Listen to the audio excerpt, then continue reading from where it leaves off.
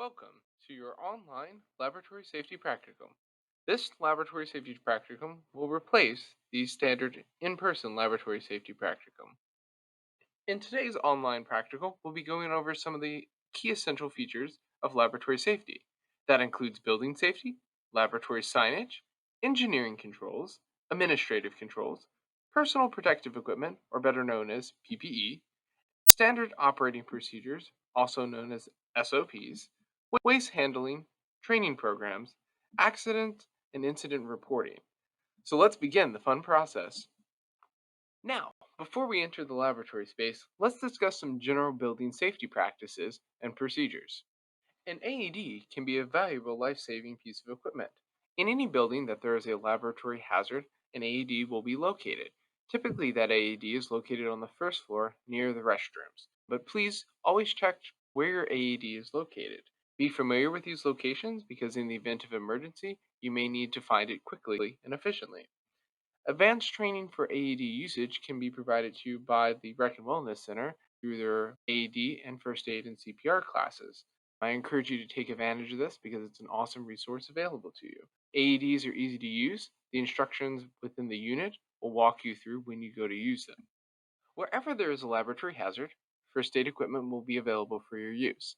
Typically, that first aid equipment is found in a common space or within your lab. Please always check to make sure first aid equipment is easily accessible and that you know what is available within your first aid kit. First aid kits are maintained by the Environmental Health and Safety Department, so if you need refills, please put in a request to us. Also, please note if you're using first aid equipment, that means you've probably had a laboratory incident or accident. Feel free to use it, but also make sure that your primary investigator or your PI is informed that you have used the first aid equipment. Let's talk about fire extinguishers. At UCF, as you can see, each fire extinguisher usually is located within a pull box. Those pull boxes are actually not alarmed, so if you were to open one and remove the fire extinguisher, an alarm would not sound. In the event that you're using a fire extinguisher, most likely you have a fire. Please make sure that in the event of a fire, you call 911. If for some reason you call 911 and you don't get UCF dispatch because we are in the greater Orlando area, just tell the dispatcher that you are at UCF and would like to speak to UCF Police Department so that way we can have the appropriate fire department respond. Now, please note most fire extinguishers for laboratory usage are small 5 or 10-pound extinguishers located within 50 to 75 feet of the room. These fire extinguishers, when they are used, will not provide more than 5 to 10 seconds worth of power. So you are to really only use these for small office fires or trash can fires.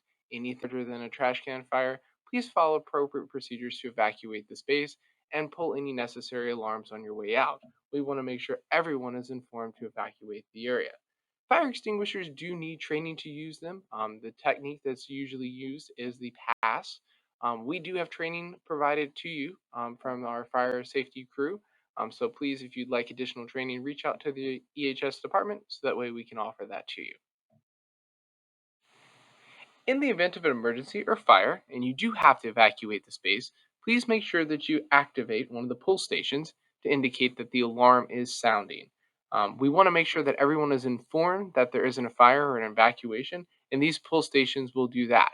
A visible and auditory alarm will sound throughout the building, indicating that all personnel should leave.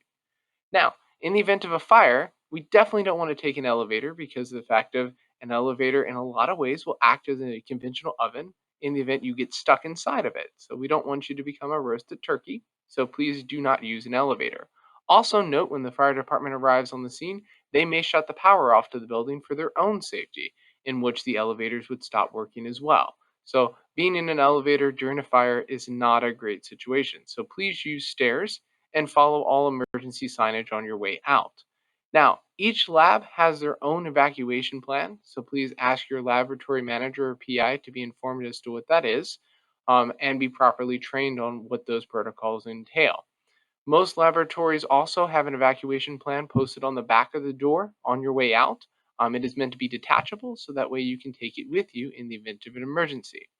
In the event you do have to leave a building because of a fire, please make sure that you're traveling at least 400 feet upwind of whatever direction that is, and you can always look at a tree or a flag to indicate what direction the wind is blowing. I always recommend making sure you have a good spatial awareness as you evacuate, because of the fact of you always want to move farthest away from the hazards as possible.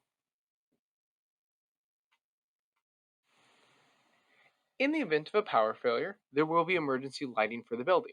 The lighting will be provided through actual lamps and your overhead lighting, as well as emergency lights and signage. That signage will usually indicate to say exit or a direction associated with where an exit is.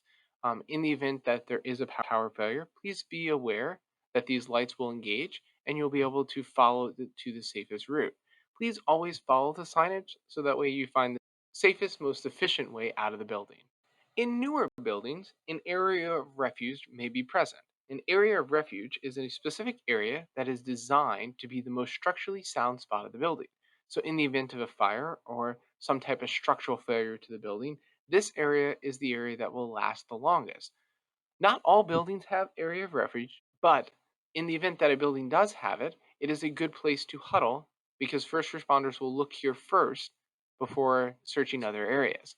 So please be advised as to whether or not your building has this unique structure, and if it does, in the event that you cannot safely exit the building, then please use this as your rally point. But I always recommend if you can find a way out of a building, try to use that first. Some buildings also have emergency phones. Also, laboratories typically have an emergency line as well. These phones are used in the event that your cell phone may not work inside of a building because of how it's built. You might not get signal. So, an emergency phone might be a great option in the event of an emergency for you to be able to call out of that space. These phones typically connect directly to the emergency response center and will allow you to get in touch with the dispatcher readily and quickly. Emergency showers and eye washes are there for emergency use to make sure that if you're exposed to any type of chemical and you get it on your body or in your eye, that we can make sure that it gets off so that we can minimize the hazard associated with that chemical. In the event you have to use an emergency shower or eye wash, it's within moments of exiting the lab, or it's somewhere within the lab. When you use an emergency shower, you're going to pull a rod, and that rod is going to dispense 15 gallons per minute of water across your body. Uh, that will basically be like taking a cold shower. And the same thing is true with the emergency eye wash. It's about 5 gallons per minutes. In the event that you have to use the emergency eye wash, you're most likely going to have someone hold your eyes open for those 15 minutes because your eyes will start to swell and close. But we need to make sure that you are submerged for at least 15 minutes so that way we can reduce your exposure to whatever that hazardous chemical is. Be aware that not all buildings have floor drains. Some of our older buildings lack that, and water will be spread across the entire floor. In the event you need to use an emergency shower or eye wash, we definitely want you to use it, but our PPE and good laboratory practices will prevent the usage of this for the most part. So if you don't have to take a cold shower, follow proper safety practices, and you might not ever have to use this.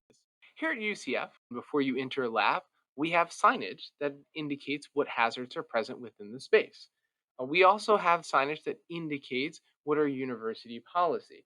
So, if you look at a laboratory safety sign before you enter, there will be several green boxes indicated at the top left side of the sign.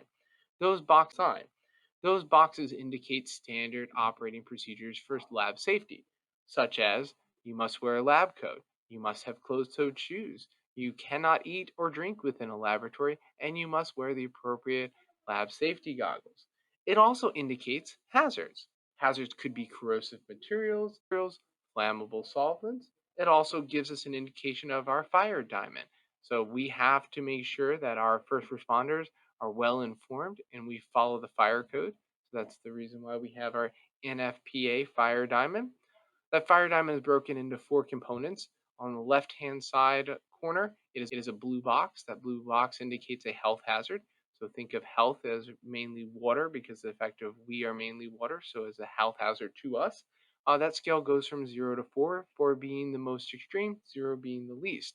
The top box in the fire diamond is a red box. That's indication of how flammable something is. Same principle, 4 being the most extreme, 0 being the least. On the right-hand side of the box is a yellow box, and that is an indication of reactivity, how unstable that product is going to be, 4 being the most extreme, 0 being the least. And in the white box, it's an indication of special hazard class. Typically at UCF, you're going to see two hazard class. Those are our OXs. That means it is an oxidizer. So if it's exposed to oxygen, it's going to ignite or flame up more easily.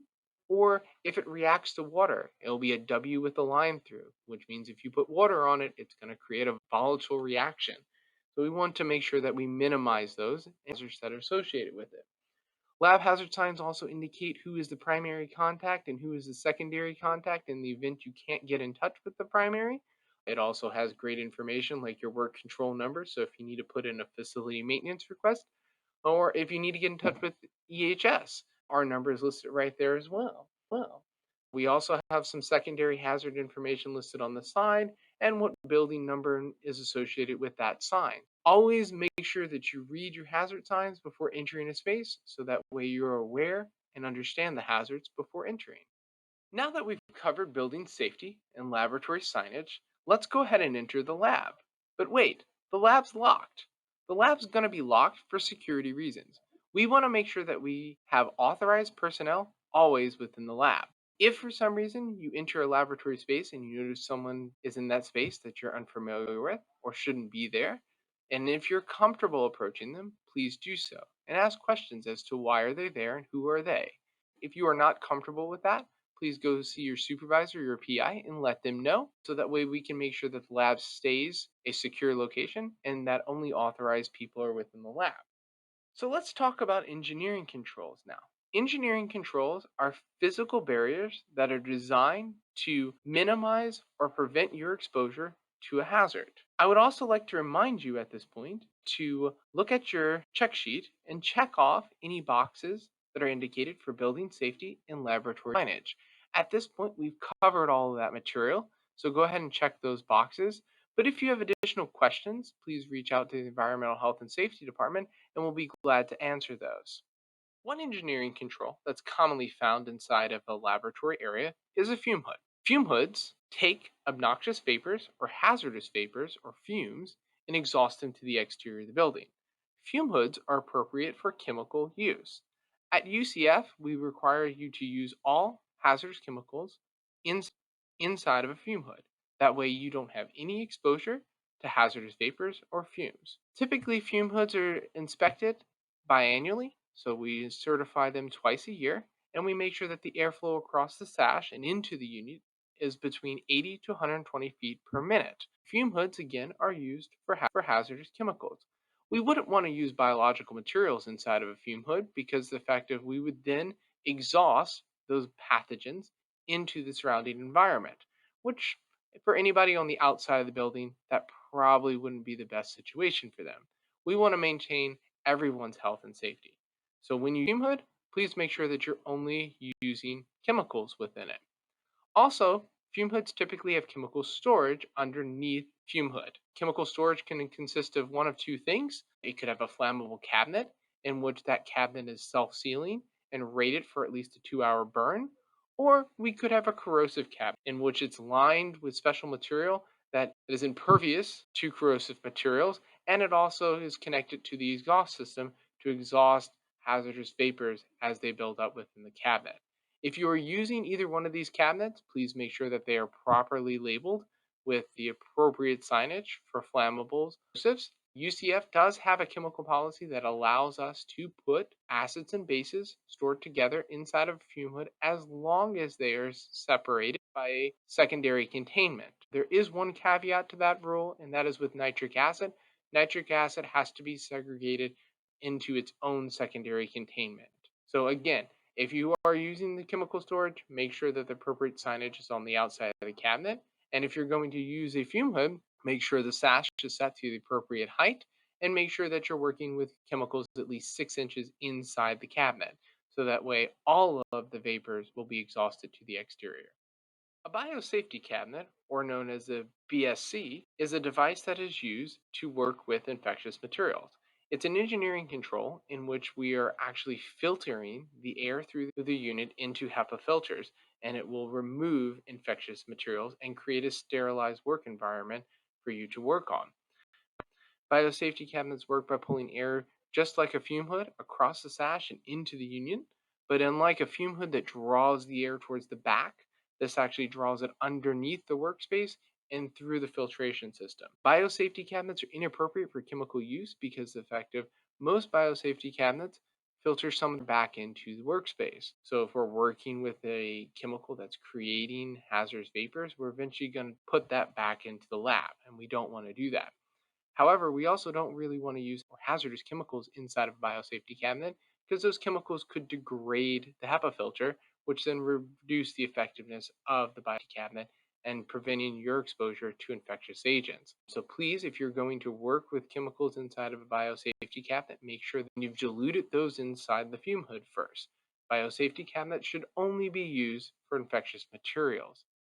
So let's talk about some other engineering controls that are specific to laboratories. A ventilation system within a laboratory uses unrecirculated air. So we're constantly drawing air from the outside environment, conditioning that air, filtering it into the space, and then removing it. In a laboratory, you typically have about 8 to 10 air exchanges every single hour, whereas in your house or an office space, you're only going to maybe have one or two per day. So, in a lab, we're constantly doing air exchanges to make sure that we're reducing your exposure to any potential hazards within the space. If you notice within a laboratory, you usually have a unique floor. It's one unified material across the entire floor that has about a 4-inch lip that goes up the side of the wall.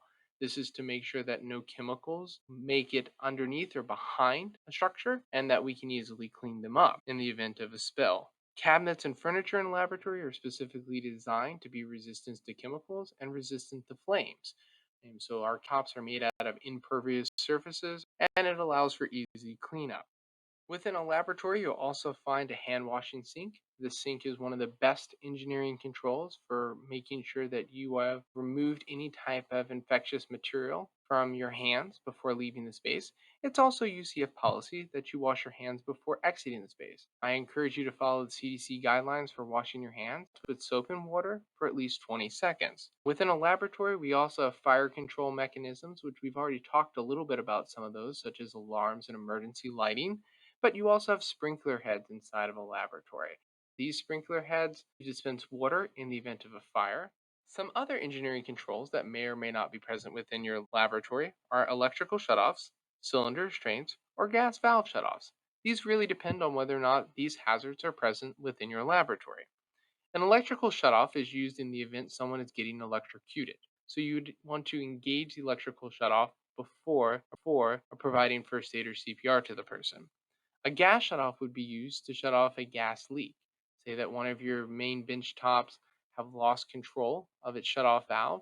You'd go to the main gas shutoff, which is located typically outside the lab because we don't want you entering a hazardous space that's filled with gas, and shut that valve.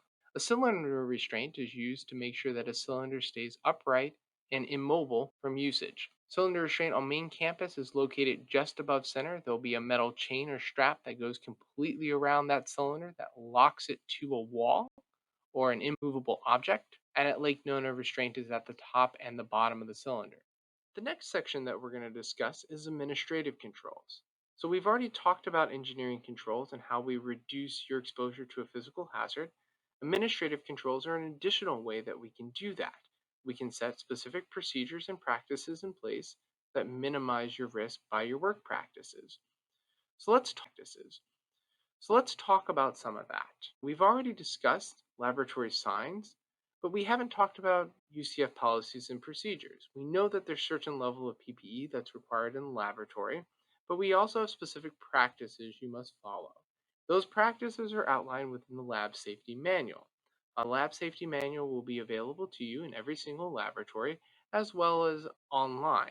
If you go to the Environmental Health and Safety website and click under Laboratory Safety, you'll be able to find a digital copy of the laboratory manual. Within the laboratory manual, you'll keep your inspections and your standard operating procedures. As scientists, we develop good laboratory practices by being able to create repetitive and reproducible results. SOPs are one way that we're able to do that. If we can write down what we want to do and we are able to repeat the written work, then we're able to pass that work on for verification. I would encourage you to have an SOP for everything that you do within a laboratory. So if there isn't one, talk with your primary investigator or supervisor and see if you can write one. That'll be a good technical writing experience for you. Inspections will be done at a variety of different levels within your laboratory. Laboratory staff will have to take care of weekly and monthly inspections. The Environmental Health and Safety Department will come and do an audit once a year to make sure that a larger scale regulatory compliance are being met. And we will also provide you with additional training. Training opportunities will come up as annual refresher trainings or new training opportunities. As you're exposed to new hazards within the lab, new training requirements will be placed on you. Please do follow all training guidance and that you're staying current on your training. We don't want to prevent you from your laboratory activities, but we also need you to maintain good safety practices, and training is one way that we do that. The Environmental Health and Safety Department is here to assist you with all of your laboratory activities. We have experts across multiple subdisciplines, and our bread and butter is making sure that you stay safe and healthy. So please utilize our expertise and knowledge anytime. We are here to help. One thing that we also need to talk about laboratory security is depending on your role and depending on what you're working with, you may have had a background check. A background check is another way to indicate that we are keeping you safe. So please follow all procedures and practices within your lab from the university, your primary investigator, and the Environmental Health and Safety Department. So, our last line of defense is your personal protective equipment, better known as PPE. UCF's policies for entering the laboratory require all personnel to be wearing lab safety glasses, lab coats, closed-toed shoes, and clothing that covers the majority of their body. The purpose of this is to make sure that if a chemical is spilled, that you are not exposed to any unnecessary risk. Some types of protection that we'll talk about are eye protection, glove protection, and lab coats. So for your eye protection, we are going to ask that you wear lab safety glasses that meet an ANSI standard of Z87.1. There are different standards, and that standard could be a Z87.1 plus, but the plus is an indication of high impact. For most practices within a laboratory, we're really more concerned about your splash hazard. The way that you would identify that your lab safety glasses meets this standard is if you were to look inside along the brim, there would be some marking to indicate that it's Z87.1. Lab coats come in a variety of different shapes and forms, lengths, and types. Lab coats do need to be selected based on the work that you're being done. So if you're working with flammable solvents, a synthetic lab coat's not a great option because of the fact of when that lab coat burns, it becomes multi-material and adheres to your skin. No one wants grafted on, so make sure that you're choosing the lab coat that's appropriate for your use. If you're working in a biological lab, we're going to ask you to wear a lab coat that buttons all the way up to your neckline, so that way we minimize your exposure to pathogens. For gloves, there's different types of gloves. Some are nitrile, some are latex, some are silver shields. Different gloves have exposure times and different lengths and what they can be exposed to. There's many references out there, but if you need reference material, please reach out to the Environmental Health and Safety Department, and we'll be glad to assist you with selecting the right type of glove for the right type of use. One thing I will point out at this point is latex gloves may not be a good option for you because some people have allergic reaction to the powder that's involved with the latex. We also have particular procedures for hot and cold temperature use here at UCF. If you're working with high temperatures that create large amounts of steam, we are going to ask that you wear special thermal gloves that prevent your exposure to these hot material. Also, for steam events like use of an autoclave, we do ask you to wear a face shield on top of your safety glasses, so that way that steam condensates on the face shield and not onto your face. We don't want you to be exposed to any unnecessary risk and temperature burns. For cold temperatures, we're going to ask you to do the same thing, but you're going to wear special cold temperature gloves. We don't want your skin to be exposed to any level of frostbite or icing. And same thing with this face shield. If you're working with cryo material, we do want to make sure that there is not an exposure to a droplet of liquid nitrogen, which could expand more than 700 times its original tidal volume. If a droplet is released by a dewar, it will hit the splash shield on the mask first before going towards your face. It's just one other way that we can minimize the risk of exposure. Some labs have additional special hazards which require additional PPE. If you're working with fine particulate matter or if you're exposed to some type of airborne pathogen, we may ask you to wear a respirator. Anybody can wear a respirator. However, at UCF, to wear a respirator, you have to be medically cleared and fit to do so. Special training will include your online training, a medical clearance with a health professional, And then we'll have an actual fit test that's done annually to make sure that the mask is being properly worn. If you're not medically fit to wear a respirator, it could cause increased heart rate and exhaustion of your cardiovascular system, which could lead to medical complications. We don't want that to happen, so we want to make sure that you're fit enough to wear it by asking you to perform additional testing to do so. Also, if respirators aren't worn correctly, they won't work correctly. So if that respirator is not seated on your face, then it's not going to get a good seal and you're not filtering out the particulate matter. That is the reason why we do annual fit testing. We want to reduce your hazard and risk. Satellite accumulation areas, or SAAs, are areas in which all of your hazardous waste will be stored and properly contained. Hazardous waste must be labeled, it must be segregated, and it must be stored in the appropriate container. Secondary containment must be maintained, and that must be 110% of the largest volume within the hazardous waste area. So if we have a 1 liter jug, and that is the largest jug within the satellite area, then our secondary containment needs to hold 1.1 liters worth of volume.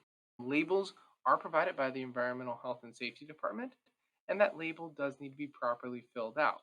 That label needs to have all of the chemicals listed and their full chemical names and the concentrations that you believe the chemicals are. If for some reason you're unable to calculate your final dilution, please always give us the initial starting dilution because we'd rather know the most hazardous, something is less hazardous than what it is. Liquid waste should be stored separate of solid waste. The container does need to be compatible for what you're putting inside of it, so putting a strong acid inside of a plastic container would most likely not be a good option. Different containers, such as gooseneck containers that have nice deep threading, are great for liquids, and other containers are more readily accessible for solids. Make sure that the container is appropriate for the hazard that you're using. Containers do need to be stored so that the container is not overfilled. We always recommend that a container be filled to about 90%. So if you were to look and start seeing the curve at the top, go ahead and stop before you get to that curve. When containers are filled and you've decided that they're no longer you're adding anything else, please make sure you put your hazardous waste request in so that way we can remove the material in a timely manner. When you create a hazardous waste label, it needs to contain the most accurate information possible. So please do not pre-fill out a label. Please fill it out only as materials added. So that way we have accurate information about what hazards are actually present within the bottle and the actual concentrations that are being mixed. Please also make sure that your hazardous waste labels contain pictograms. EHS recently changed the hazardous waste labels to contain the pictograms. So if you're looking at your hazardous waste label and it does not contain a pictogram of hazards, please request additional hazardous waste labels so that way we can make sure that you have the correct and most current version. In the event that you have to put in a hazardous waste pickup, this pickup request will be done through EHSA. Your laboratory manager or your PI will authorize that module to be added within your ESA account. Put an individual pickup request in. That pickup request will need to indicate where that waste is being stored, what that waste is, and a date in which you would like it to be picked up. Please note EHS may be able to pick up on that date, or they may go by what the scheduled date for the building is. You can find out what your scheduled pickup dates for your building and area are by checking the EHS website under the hazardous waste pickup schedule. Once a pickup request is placed in, a pickup number will be generated, and that number needs to go on the hazardous waste labels. So when a health and safety specialist arrives at your location, they can easily find your waste and know exactly what items need to be picked up. Some important reminders for hazardous waste is that hazardous waste needs to be stored in a location that prevents a reaction from occurring. So storing hazardous waste near a window where you are exposing chemicals to solar radiation would not be recommended, nor storing it next to a sink or in a sink where it could potentially go down the drain would also not be recommended. Containers do need to be in good nature and in good condition. Hazardous waste does need to be segregated and stored based on its hazard class, so flammables still need to be stored within flammable containment, and corrosives need to be stored within corrosive containment.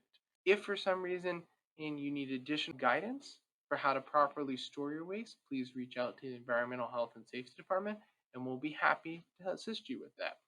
As you fill out your labels and adhere them to the containers, please fill them out as chemicals are being added, and please give us the actual concentrations that you believe those compounds are and their chemical names.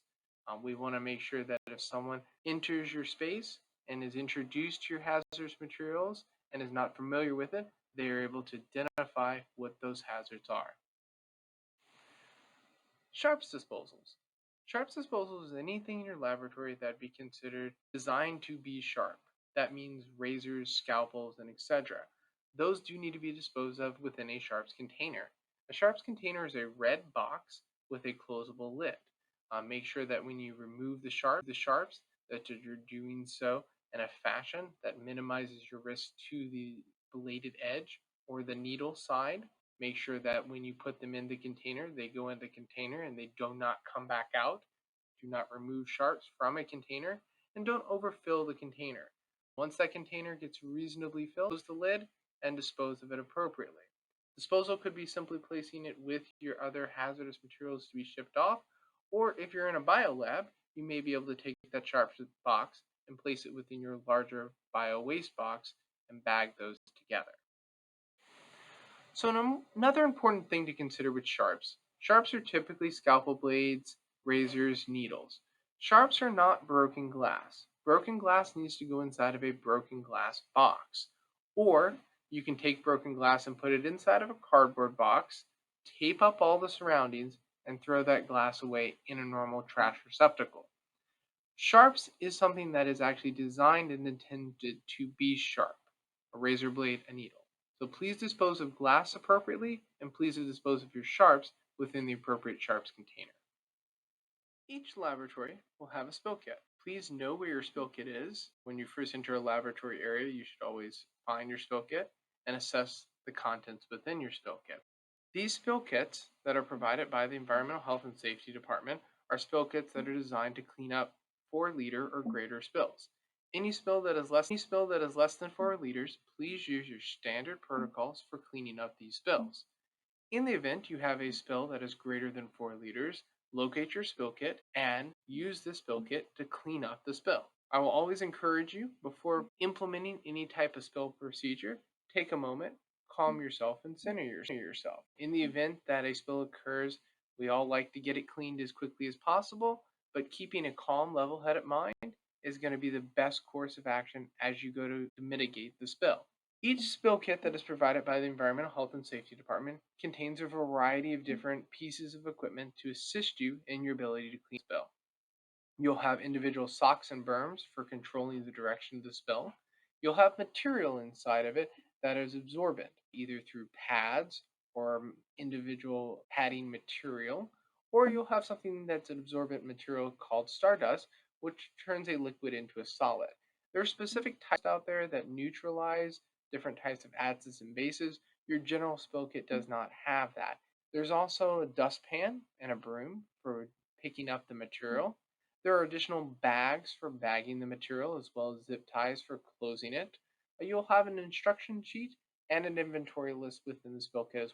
In the event you need additional PPE, that will also be contained within your spill kit. That will include spill goggles, as well as large rubber gloves, and an apron if needed. In the event you do need to use the spill kit, it is a one-time use spill kit, so use it, bag it, label it with the appropriate hazardous material, and let the Environmental Health and Safety Department know that you've had a 4-liter or greater spill and use the spill kit to contain it. That way you can put in a waste request and have a pickup occur, and we can supply you with a new spill kit. There are additional spill kits in certain labs depending on their specialty hazards, such as mercury or hydrofluorine. Those spill kits are specific to those compounds. Please only use those spill kits for those hazards. Within the building that contains a laboratory that has specific hazards, there will be a building-based spill kit. The spill kit is designed for large bulk spills. Please know where the spill kit is, and please talk to your building manager to find out what materials are inside these spill kits. These spill kits do have tags placed on them to ensure that The contents are still within the kit, so don't open the kit unless you need to use the kit. Incident reporting. At UCF, we have 3 different types of incidents. We have what's known as a near miss, an accident, and an incident. A near miss is what we could better be described as an event that could have happened that could have potentially caused harm. So as I walked across my lab and I carried my chemical and I saw a banana on the ground and I missed it, that's a near miss. There was a hazard on the floor. I could have slipped on it, but I avoided it. Please report all near misses to your faculty member or supervisor so that way we can keep track of those to prevent them from occurring again. Now, an accident versus an actual incident. An accident is an event that did happen, but there wasn't significant harm or loss of life. So if I were to actually slip on the banana peel and drop the bottle, but the bottle didn't break, or I didn't get any harm to myself, that's an accident. Report this to your primary investigator or your lab manager so that way we can track these kinds of issues and hopefully resolve them through better SOPs and engineering controls. Now, if something did happen, and say I dropped that bottle, it broke, there's a major spill, the building's on fire, I significantly got hurt, that's an incident. And an incident does need to get reported not only to your primary investigator, but also to the Environmental Health and Safety Department within 24 hours of it occurring. The reason why the EHS department needs to know is because we will help you in your workplace safety practices to make sure that events like this don't happen and that you get proper medical care because you are a worker within a laboratory. So please, in the event a major incident occurs, fill out the proper documentation and let the Environmental Health and Safety Department know within 24 hours of that event occurring. So as we've talked about a little bit before, there will be additional training requirements added to your learning plan depending on your level of research and what hazard you're exposed to. You'll also have annual training requirements that must be completed, such as for this module, you're completing EHS202. Next year, you'll have to complete an online module as well called EHS203. As you're exposed to more research opportunities, as you're exposed to additional hazards, additional learning opportunities will be present, and we will ask that you complete these modules in a timely manner. So please keep up to date on your online training so that way you continue to move forward with your research. As a scientist, you're going to have lots of regulatory training that you're going to have to apply to through time. So this is a good practice to get in the habit of being used to that type of training. As we start to wrap down this web-based learning module, I would like to remind you that you need to complete your SDS activity sheet as well as your SOP activity sheet. Remember, your SDS is your safety data sheet and your SOP is your standard operating sheet. The material within these 2 activities will cover all of the guided procedures that are covered under the UCF standard operating procedures list, which includes how to read an SDS, what are some of the working hours for the university, what is chemical storage, and what do we expect with your chemical inventory. Once you've completed these activities, please go ahead and check all your boxes under the UCF standard operating procedures. Also, we will provide you with some additional guidance, including a glove guide, so that way you can compare gloves and their time linked to exposure for certain chemicals. Congratulations, you've made it through the EHS202 online safety training course. At this point, we've covered all the material listed on the orientation safety training check sheet. Please check all these boxes, sign and date it. If you have further questions about any of these concepts or materials, please reach out to the Environmental Health and Safety Department and we'll be glad to assist you with that process and answering those questions. As we conclude, please always, when you leave a lab, wash your hands and remove your lab coat and safety glasses. We want to make sure that your hazards stay within your lab and then maintain good hygiene practices.